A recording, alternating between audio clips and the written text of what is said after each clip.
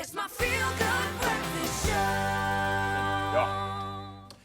Welcome back. We love you for joining us this morning. Thank you so much. You can check. We're literally on the edge of our seat because we are so keen to get into a little bit of news. Yep, you might have been chilling over the long weekend. You might have been sleeping. Time to find out what you missed while you were asleep and take a look at some cool news stories that got our attention, man. You missed something awesome, something that's getting me so excited. Are we entering back into the, well, are we moving forward or backwards? Well, yeah, this was what's going on? Is it frozen age? I don't know where we're going with this one, but listen, animal species, Scandinavian researchers have for the first time isolated usable RNA, this is to obviously read DNA, from a 130-year extinct Tasmanian tiger specimen kept in a museum collection. How crazy is this? I think it's already happened. Sounds like a movie. This is the one they can talk about. But I have a feeling scientists have been playing around with these, like the dodo and anything that's recently extinct. I think they've been toying for a while. I'm with you on this one, man. But listen, they say that obviously the RNA carries instructions for skin and skeletal muscle coding, which may be the key to any resurrection. So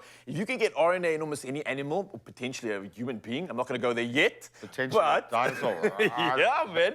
This is literally what it's revealing, and the possibility of seeing animals that were once extinct coming back to life. Is that really the world we're entering?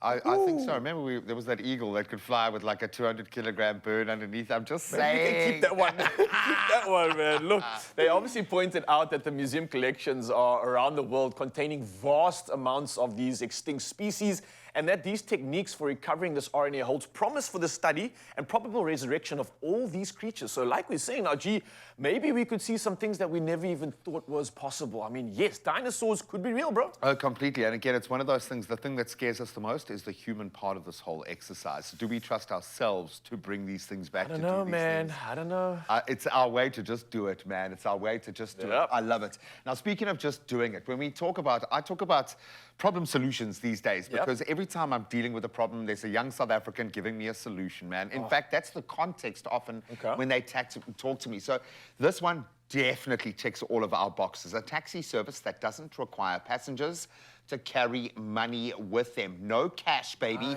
has officially been launched in Cape Town and is the brainchild of a young man, a 36-year-old entrepreneur named Imtiaz Riley. Imtiaz Riley, remember that name, and remember Loop, that's the name of the company. From Manenberg on the Cape Flats, and they've already got 3,000 registered users. So the Loop taxi service requires you to obviously register onto the system, and then it allows you to tap using your bank card or phone to pay for your ride. Now, you think this is available to everyone, this kind of technology. No, it's not, man. It's only to a very select few consumers who can afford to live in that bracket. So this opens up something completely different. Clients will then be able to message a number on their WhatsApp and insert their current location and where they want to go. Sounds familiar, but different, doesn't it? Absolute genius. The service launched this week, now operational in a digitally enabled Loop taxi on the Mitchells Plain route to Bellville, which is a major one. And it's the first to have the majority of the taxis on the route digitized. Consumers are loving it. The taxi associations are getting on board. Think of where we were a couple of weeks ago, bro. Literally, yeah, exactly. Now, is that the story we want to tell about South Africa? Or is this the story we want to tell about South Africa? Man, I'm thinking about the fact that, and looking at the situation, the amount of safety issues that this is going to affect now. So this is helping you with safety. This is helping you with obviously not carrying around cash, knowing where you are, and you can expect your... Well, someone can see where you've been there. In terms of going to your employer to claim back on those sorts of... It legitimizes a very informal sector. But I'm just thinking of all the young men and women who have been robbed every day probably because they have to carry cash with them because that's how they paid every day and get targeted. They're on their way back to the taxi literally every day. This is a story that happens on... That's amazing. This is for the people. For president. I'll see you soon, man. Maybe talk more about Loop. I'm loving what you're doing, but listen, it doesn't stop there. We've got something exciting to speak about. Obviously, Heritage Day, Heritage Weekend, a lot of Saffers were braaiing, so we found out that the longest braai took place, at 2 p.m. yesterday afternoon. Gail Besson of Kalitztorp etched his name into the annals of history. Ever. Yeah, by shattering the Guinness World Record for the longest braai, which had been an astounding 80 hours of continuous coal stirring. Wow. He is the braai master.